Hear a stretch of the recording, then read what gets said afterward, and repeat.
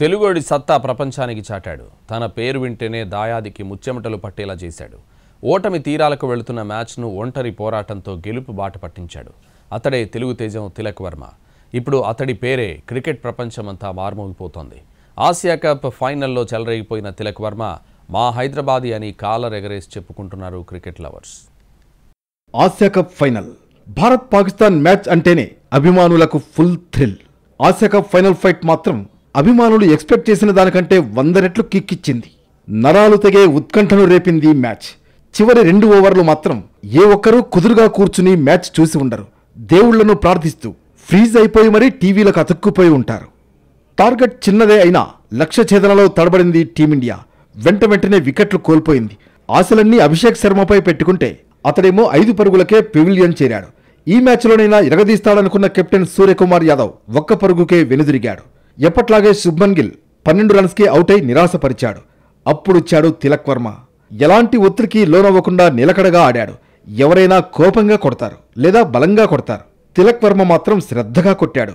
ఏదో గోడ కడుతున్నట్లు, గులాబీ మొక్కకు అంటు కడుతున్నట్లు చాలా క్లాసిక్గా ఆడాడు తిలక్. సంజు శాంసన్, శివం దూబేలతో కలిసి అద్భుతమైన పార్ట్నర్షిప్స్ బిల్డ్ చేశాడు. వీడు మగాడ్రా బుజ్జి అనుకునేలా చేశాడు తిలక్ వర్మ. 20 పరుగులకే 3 వికెట్లు కోల్పోయి పీకల్లోతు కష్టాల్లో ఉన్న భారత్ను తిలక్, సంజు శాంసన్ గట్టెక్కించారు. 57 పరుగుల పార్ట్నర్షిప్ బిల్డ్ చేశారు. సంజు అవుట్ అయిన తర్వాత కూడా తిలక్ నిలకడగా ఆడాడు. శివం దుబేతో కలిసి ఏకంగా 60 పరుగుల భాగస్వామ్యం నెలకొల్పాడు. 53 బంతుల్లో 3 4లు 4 6లతో 69 పరుగులు చేసి భారత్ను గెలిపించాడు. తిలక్పై ఫ్యాన్స్ పెట్టుకున్న ఆశలను నెరవేర్చాడు. తిలక్ ఆట తీరు చూస్తే ఇండియన్ క్రికెట్ ఫ్యాన్సే కాదు, కంట్రీ ఏదైనా సరే క్రికెట్ తెలిసిన ప్రతోడు ఈ తెలుగోడి ఆటకు ఫిదా అవ్వాల్సిందే. అలా ఆడాడు.